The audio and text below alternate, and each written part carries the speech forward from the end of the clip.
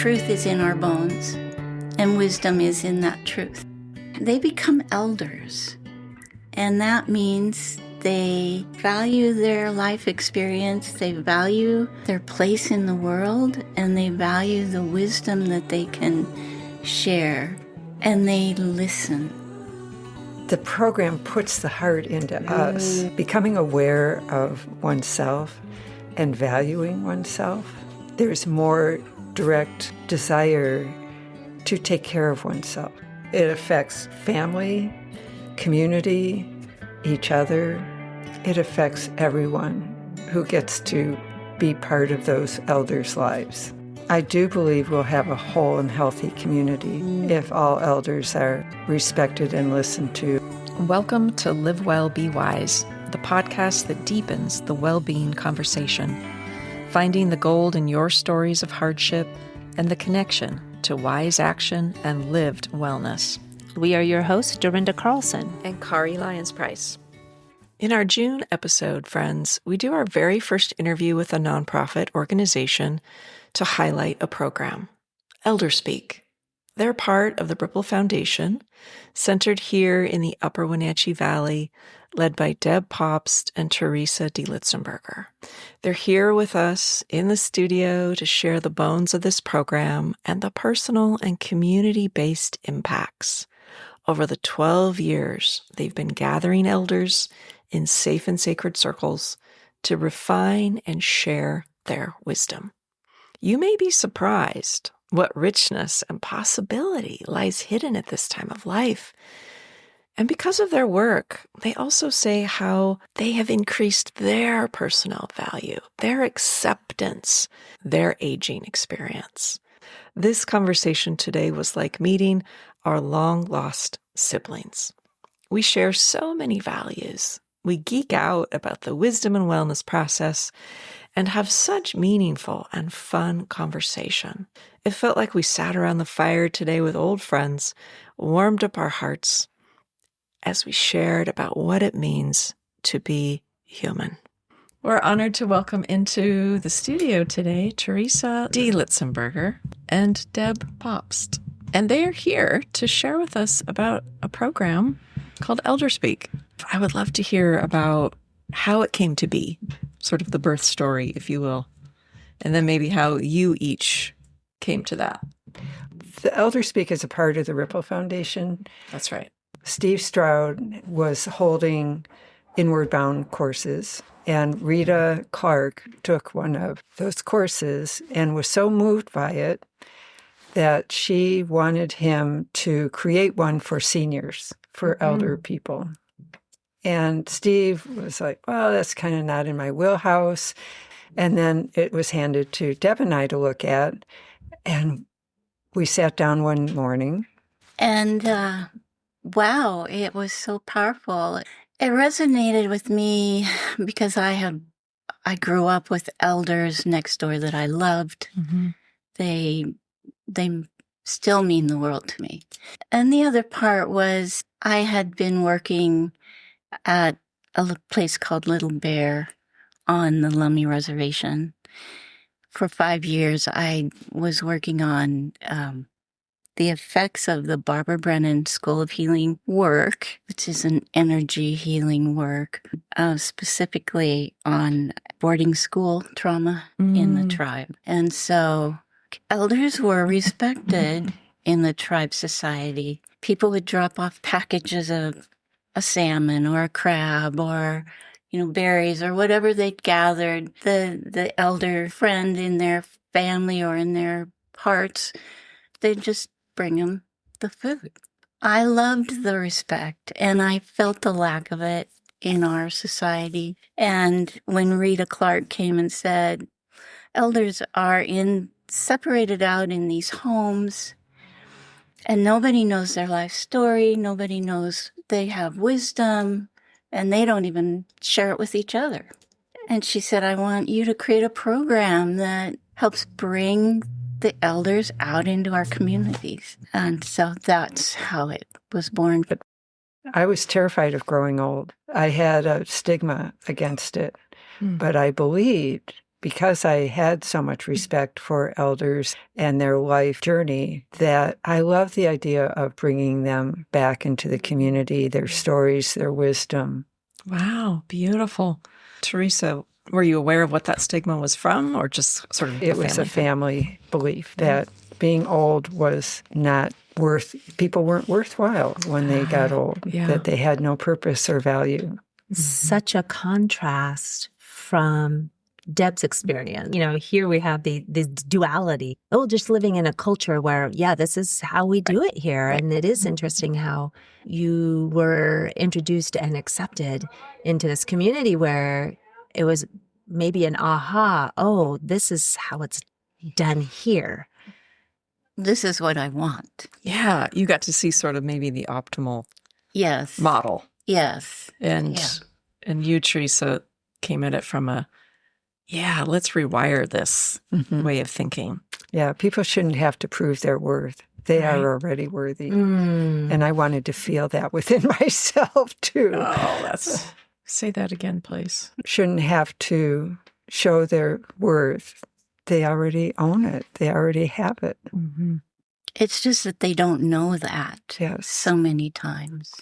The spark started, the fire was kindled for Elder Speak, and then kind of what was the progression? Well, we thought we would do one year. Because it's a commitment. Oh, it's a huge commitment. Right? So let's back up with there for a second, because it's not just a one event. Here you see these people speak about their life.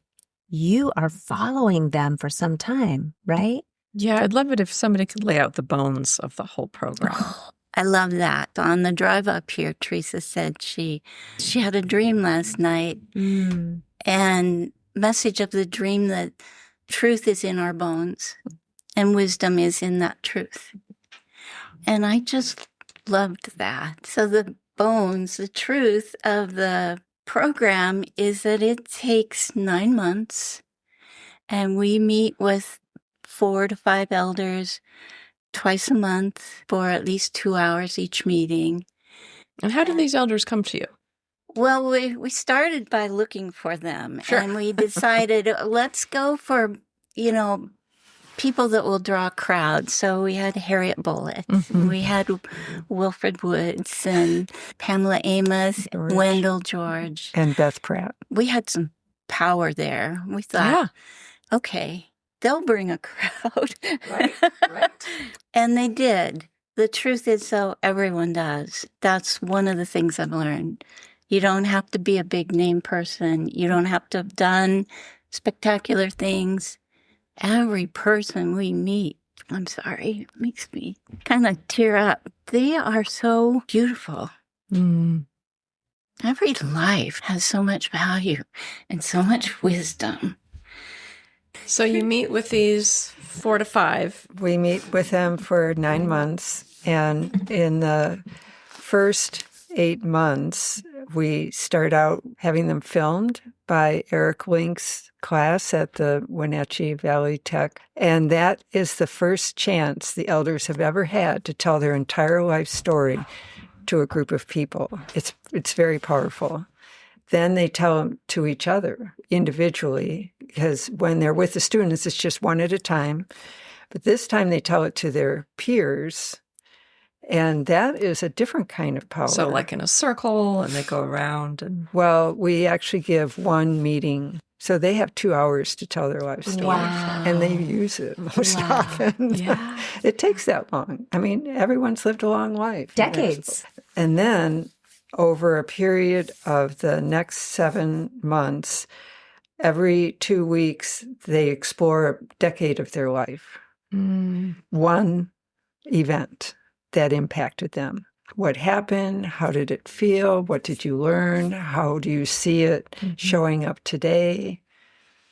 So you guys are there facilitating, listening, gathering. And I love that. So there's prompts. There's sort of a clear schedule, if you will, for sort of where you're going over these 9 months. But it doesn't sound like it's too scripted. And the other elders kind of bounce off each other like, oh, yeah, that's really familiar to me. And then They just kind of riff off each other, and then more things come in and more awareness. And by August, we asked them to come up with one wisdom statement. Kind of like their opus wisdom. I guess you could call it their opus. It's very hard for them because we all have many wisdoms. If you start looking back through your life, Sure. there are so many. Every event, every hardship has brought some wisdom. They look at us like we're crazy. And we just... Is there a word count to this Right. Right. That's my question. That's the other question. And we're like, we want one sentence, maybe two, but we prefer one. That's a And challenge. It does challenge them. It takes several weeks for them to distill. Yeah. We're asking for them to distill their life experience. And we'll often say, what's the one most important thing you want your grandchildren to know? And that helps them really get clear. I love that. The wisdom statement. So they create it. Yes. And you give them how long? About a month? Well, they know it's coming from the very beginning. And then come August, we say, all right, it's deadline time. We need to print the programs. You've got to come up with that one wisdom. And what's the program for? What are we heading towards? Oh, There's a foreshadowing here. yes. We're heading toward two events. Okay. So the first event has traditionally been at Snowy Owl Theater. I think this is our 12th year, actually. Yes. It's actually the Icicle Creek Center for the Arts campus. Thank you. Elders are up on stage in front of a large audience, and we introduce them one at a time, and then we ask them a leading question, which they have worked with us to create. And the purpose of that is for them to tell how they came to that wisdom statement. And the film is shown. That was created by the Wenatchee Tech Center. The purpose of the event is to bring the elder wisdom into the community. Thank you. Yeah. Yeah. So it's open to the public every year, September. And then in October, lately, the Wenatchee Valley Museum has offered the event in their film series. Wonderful. I feel like that's been a lovely addition. Mm-hmm. I agree. Yeah, I attended that one this year. Truly beautiful. It felt like I wandered into a grandparent's living room. Everything about the stage and the chairs and the filming behind, there's so much comfort and It's warm conversation. yeah, warm conversation. The elders, they form a very tight family bond. Yeah, they're together almost a year, Yeah, right? they are. And they're sharing intimate parts of their lives, sometimes things they've never shared before. Wow. And it's a very safe circle. And when we do an event, that circle is opened to everyone who comes. And that safety is held for the entire audience and the elders. You were originally looking for their stories and for them to share their wisdom. Did either one of you have the expectation that you were creating community just within that circle? Every year, there's a new community. We didn't know what we were getting into. We Fair. really didn't have any idea. Very fair. And like I said, we thought we were starting with one and done, but it was so rewarding and so fun. And the core of the program was so strong, we just let that guide us. And what was the response from the community and the people from the loved outside? it. They did. Yeah. And we heard stories of people who said, wow, that changed how I'm going to be with my daughter. I'm going to let her play with the Barbie dolls. That's okay, because the elder had said that her daughter had become this great fashion stylist designer from playing with Barbie dolls. Oh, interesting. So it just opens minds. Yeah, opens minds. It really does. Elders give us perspective. Just imagine we're at our life right now. 20 years from now, we have a whole other perspective where we get to see how the effects of from birth to 90 or 80 what happened sometimes in our teens and 20s have no real impact other than they had an impact, but it didn't ruin our lives. Right. It informed our lives. I like Yeah. that. It continues. We have an alumni program now. Wow. 9 years at the end, they'd say, is this it? I mean, we got to go home and live our lives. You dropped me off at the curb. So we had an alumni party one day underneath the walnut tree at my house.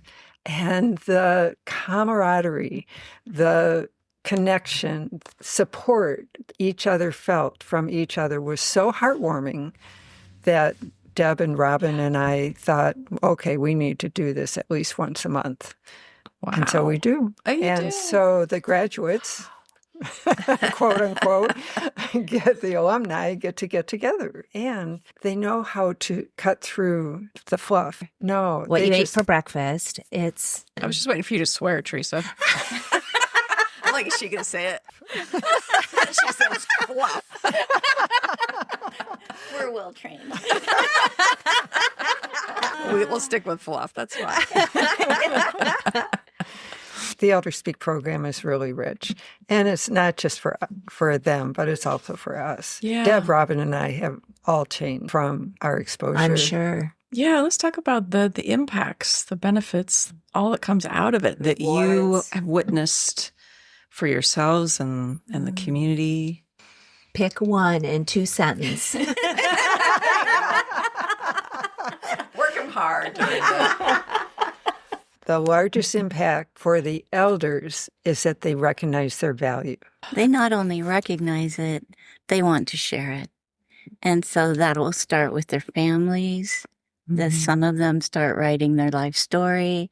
Some of them focus on talking with their grandchildren and Yeah. not in a lecturing way, but just being present, knowing they have value and value to share to Yeah. these younger generations. Would you say that almost verges on stepping into sort of a wise teacher role?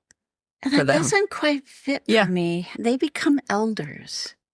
And that means they value their life experience, they value their place in the world, and they value the wisdom that they can share.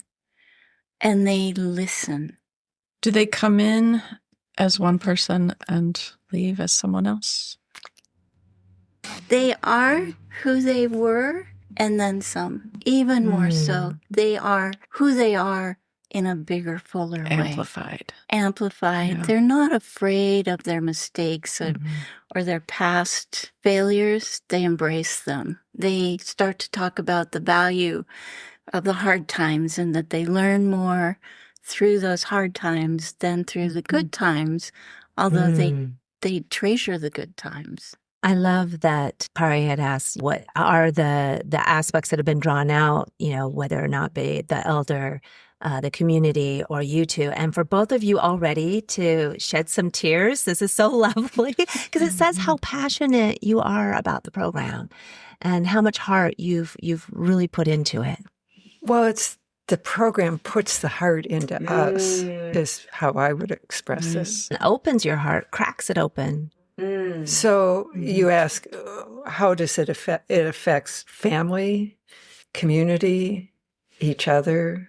It affects everyone who gets to be part of those elders' lives. We've told the elders over the years that there's no way to know who will connect with their wisdom when we're at the event, that if just one person connects to that, it's enough. It's so true. It's enough. We had a woman a few years ago who opened up and shared about her mother's suicide. And that was something that the family didn't talk about because there's this, Stigma. She just opened heart and soul and shared her being with the audience and with all of us. And we learned later, a 14-year-old girl in the audience who was going through something similar. And it helped her. It opened up her heart to knowing that she wasn't alone. She wasn't alone. Yeah. And that is just like the whole thing is worthwhile to me. If That just one gave me thing- goosebumps. Me too. You just described the whole program right there. Yeah. You know, that story is so illuminating. That's the power of story. Yeah. Right. You had mentioned that this program goes beyond because there's alumni, but also there's a program book, from what I understand. Is this true? So it lives even deeper and longer. It's in print. Yes. Well, we would love to see this program be more than just our valley. We'd love to see it go out into the world. That was our initial decision to write a book on how to create your own Elder Okay. Speak program. Wonderful. Like a template. Yes, Yes. exactly. It's a manual. And we've hoped to have more people be interested Wonderful. So Elder Speak really is, you're the one and only. right now. We are, and people Okay. really find that shocking. Yeah. We are often asked, well, are you part of a nationwide network? Right. Or is it really just here? Yeah. And it's really just here. And I don't know that we have the skills to send it out into the world. Just work with what you have We here. work And with what we have. yeah. Yeah. But the book has been written. So, and that has all kinds of future potential. I would really love to come back to how the wisdom process intersects with value. What is the relationship? How do they sort of dance, overlay each other in the personal experience, either for you personally or that you've witnessed in your elders?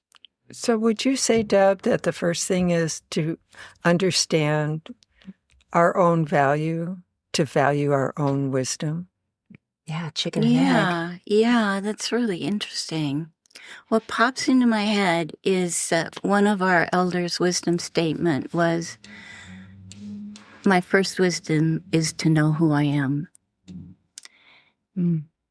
And I think when we know who we are, we can value that. And we can value ourselves, which then leads to valuing others. That knowing, self-awareness. Yeah, there's a magic that happens when a person tells their life story uninterrupted in a safe environment with witnesses who are supportive. Something happens there, and it's beyond words and description, but we see it every year. Mhm. I think that's the beginning of that process. Not only are these my stories, but these are my experiences, and I'm at the center of that. I'm not the story. I'm not the experience. I'm the being at the center of that. I am the architect of my own experience. Yeah, and we see perspective shift when that happens. It sounds like alchemy. It is. I can't describe it. I just Yeah. say something magic. I love how you walk us into what it feels like to maybe be in the room or to be the person who's suddenly all eyes and camera on you and your story, just by virtue of sitting in that chair, has value. And maybe that's never crossed that person's mind. Most people have never told their whole life story before, ever. Wow. I mean, if you think about it, Sure. have you? It's No. just not something we have the opportunity to It's do. true. And it's interesting because you discuss things with friends and family and loved ones all the time, but Snippets. it's snippets. They don't know the whole entirety. Mm-hmm. You're right. Mm-hmm. They fall asleep. The cats? The cats. I'm so curious about that process. That wisdom and value and that inner alchemy around worth. And I don't think it matters what comes first, but just that we can be inspired that it's all possible. The simple process of sharing what's ours, what's been our life experience. I love that. You've got Yeah. it. I love the way you express that because It's been occurring to me recently that this is such a simple process.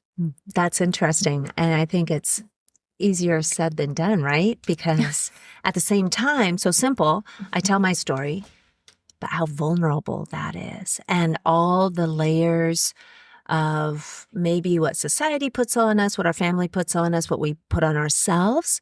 There's all these stigmatisms about, about guilt and shame, not being able to discuss matters in families. Simple, yet complicated. Well, that's where the facilitation comes in. Because you're right. What do you call it? Potholes in the road. Always. Yeah.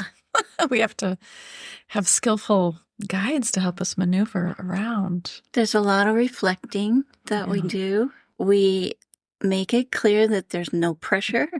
Mm-hmm. We do not push. You only share what you want to. And then at the end, we can ask questions to go deeper, but there's all voluntary. Yeah. It's always safe.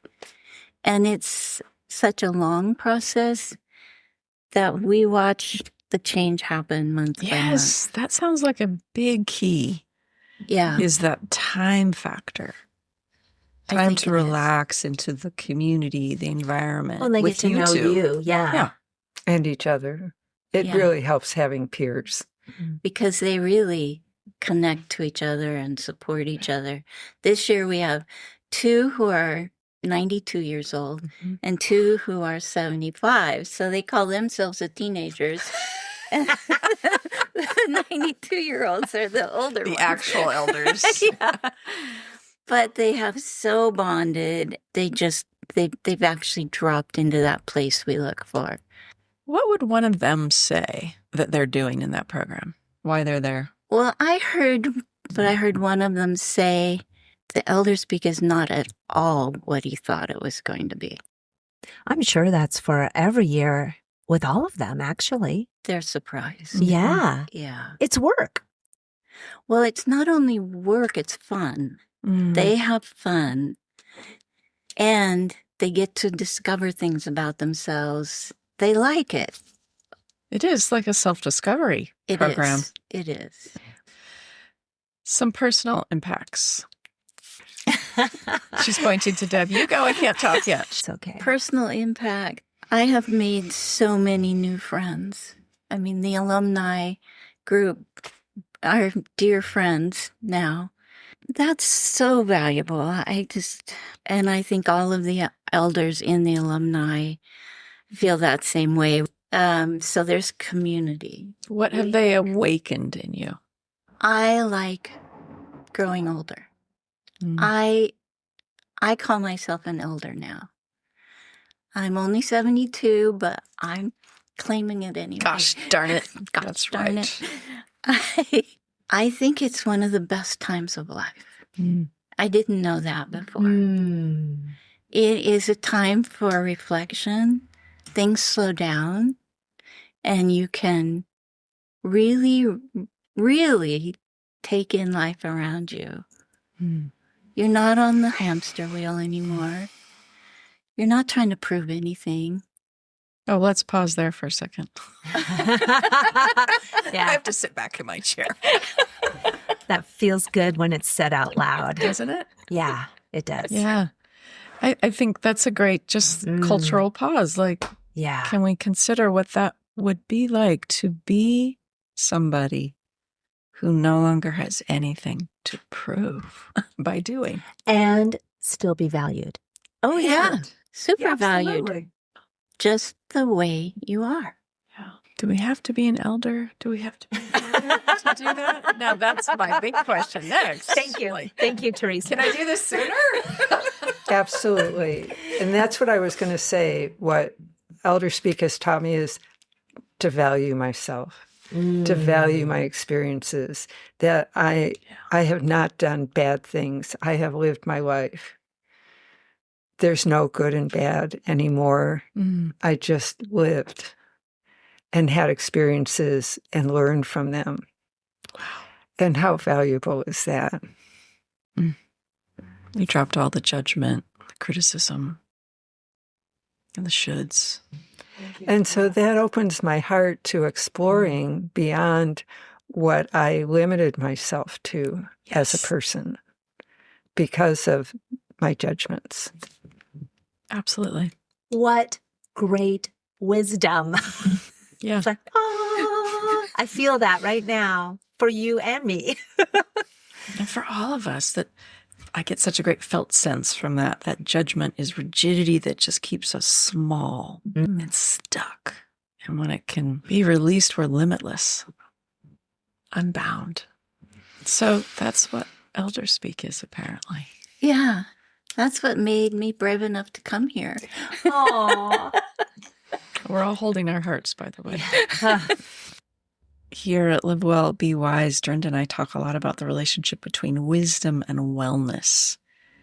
The idea that as we sort of lean in to listen to our learnings and our growth, that wisdom might percolate up, and that shapes our ability to live well, feel well, be well. What would you say to that relationship?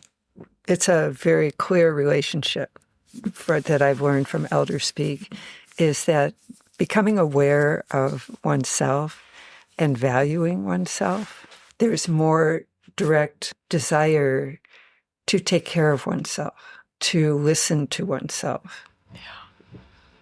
As we said, the elders have all learned to listen to each other, but they've also learned to listen to themselves in a deeper, more profound way. Whenever we can do that, we support ourselves. And our bodies tell us, they know what is needed. I'm going to poke in there a little bit more because this is such a profound statement. Is to understand the value of that listening and how that keeps us healthy, engaged, right? Because it's listening for symptoms of imbalance, of pain, of not being right with ourselves, or being aware of those signs. And holding compassion in the moment. Thank you. That is huge for me. I don't know about everyone else, but if I can hold that in compassion and not judge it, I can be more transparent with myself and what my needs are. What's a good example? Lately, I've had this terrible need to snack on salted almonds and chocolate chips. Okay. Wicked, Theresa. But sometimes I just keep snacking. It's no longer a snack. Right. So listening to what my real need is, taking a moment. What do I actually need here? Pausing. Mm-hmm. What do you actually need?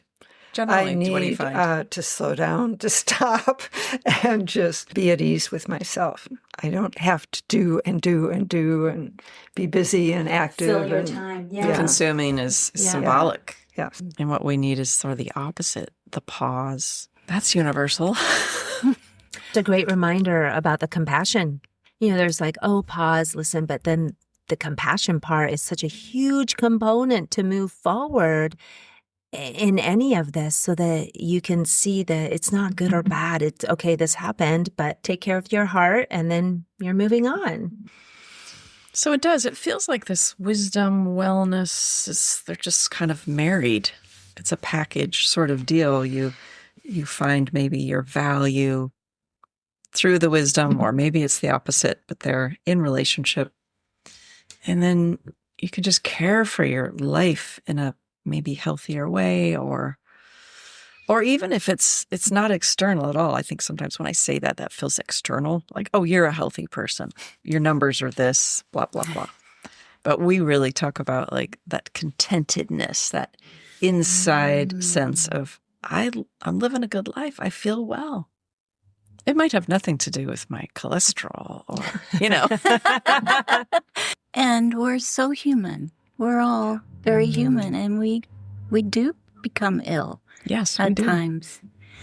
But I think we can live well through whatever comes if we continue to value ourselves, listen to ourselves, and hold that compassion.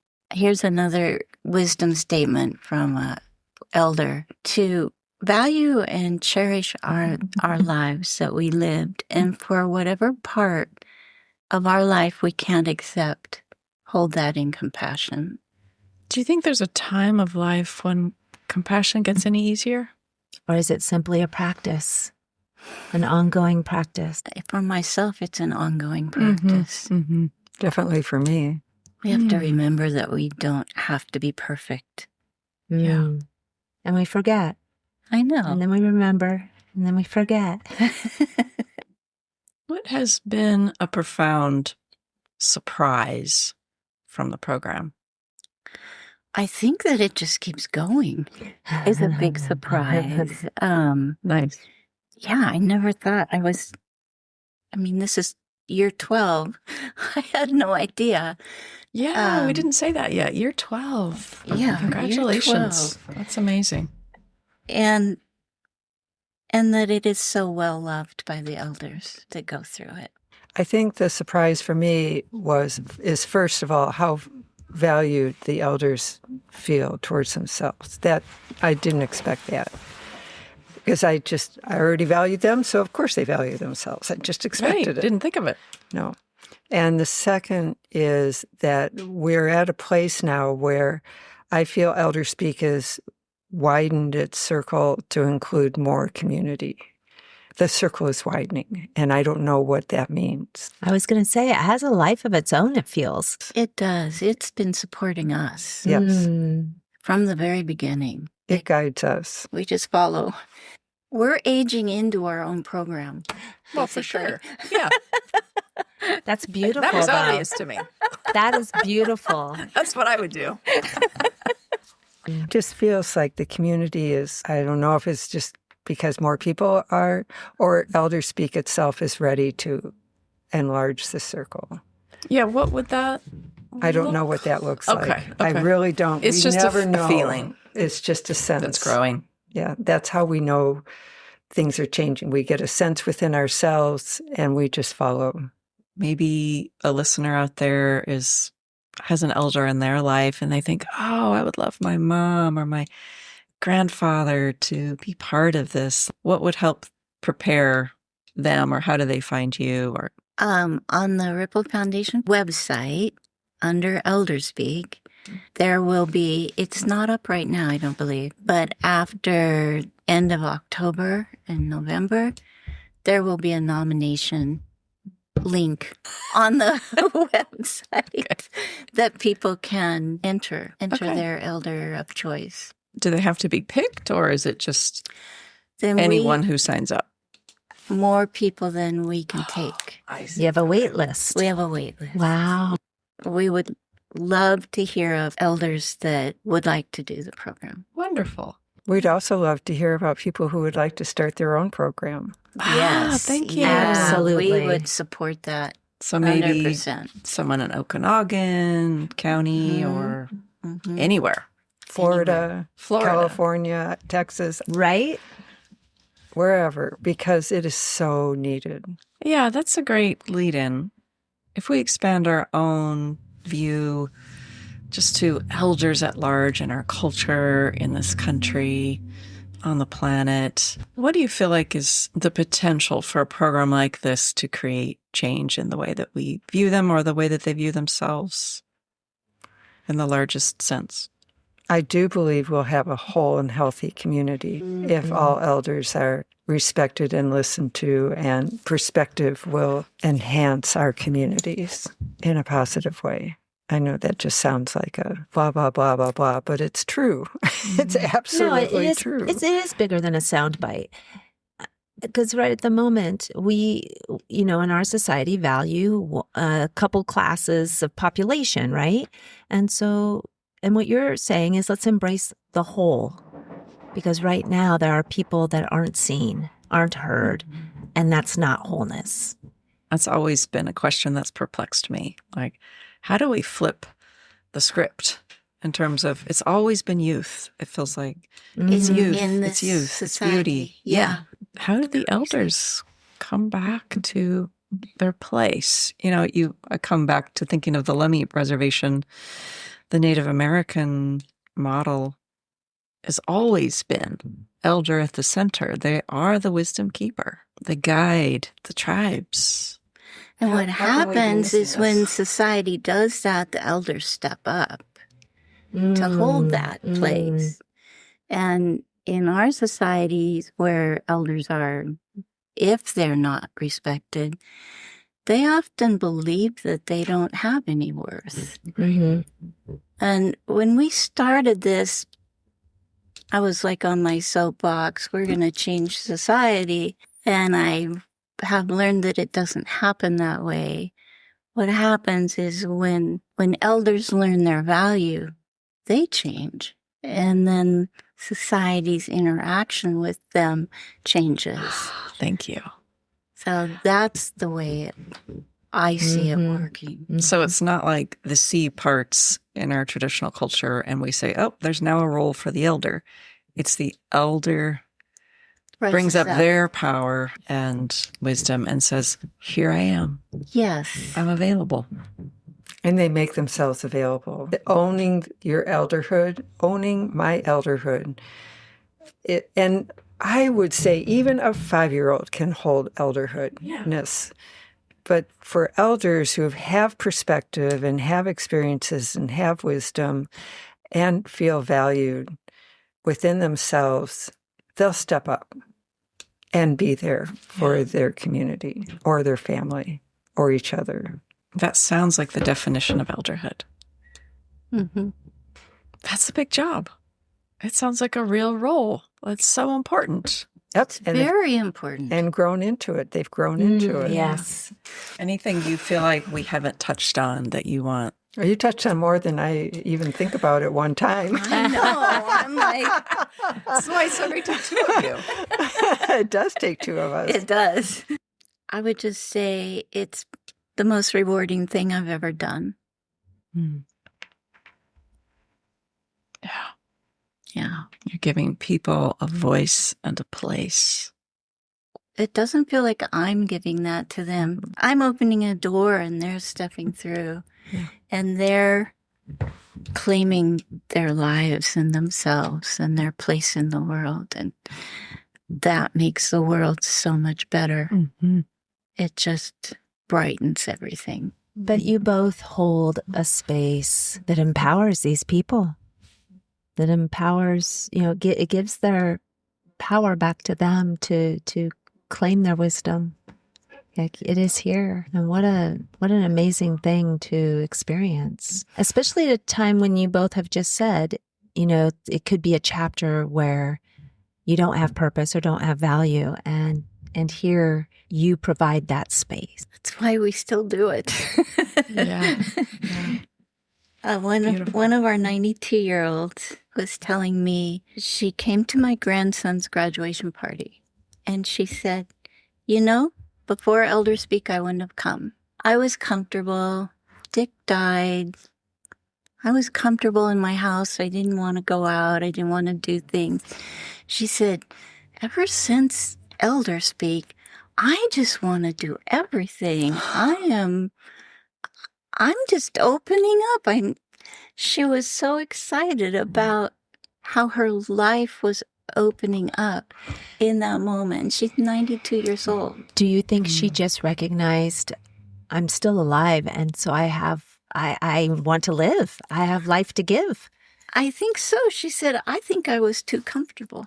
Oh, I love hearing that. So I was recognizing in the discussion regarding elders coming into their own if they have the power, if they know they value them, if they can value themselves and they come into power, and then we will respect and recognize them. And I was noticing the flip side of that, of what we do have in this society. Not only, we're all familiar with, we have adult homes and facilities, and a lot of elders are, almost shunned. But it occurred to me how we do live in a space where it's, okay, I'm retired, I'm out, I'm going to just go play. But that's also checking out.